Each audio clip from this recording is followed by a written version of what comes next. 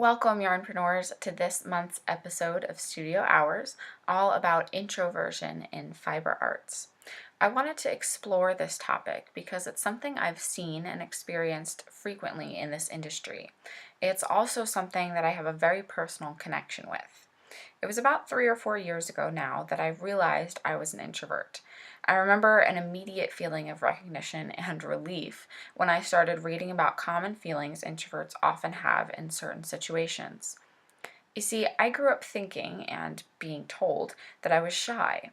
And I do think as a little kid I was shy, but as I grew older, I wasn't shy anymore. I just wasn't a social butterfly.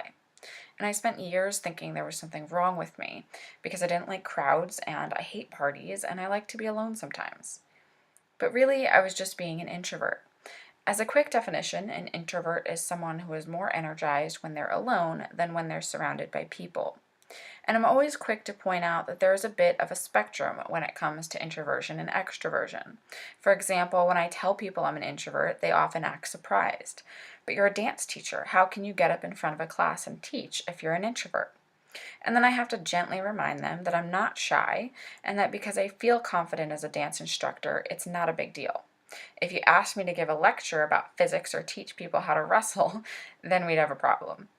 So as I grew more confident with my introvert self, and as I started making friends in the fiber arts space, I began to realize just how many fiber artists identify as introverts. Actually, many creatives in general identify as introverts. And I began to grow interested in how this affected me as a business owner. Did it have a negative or positive effect? But like most everything in life, the answer was not simple or black and white. There are many amazing things about being an introvert and a yarnpreneur, and there are some things that I need to continually prod myself to do, or things I have to psych myself out to do. For example, a big part of my job here at YPS is to find awesome masterclass instructors for you guys. That means I have to do a bit of networking, sometimes cold messaging people or asking for favors from friends and people I've connected with.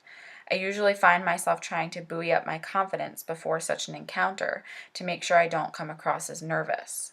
But because I'm so passionate about what I'm doing and people are generally nice, I've found that usually I'm nervous for nothing.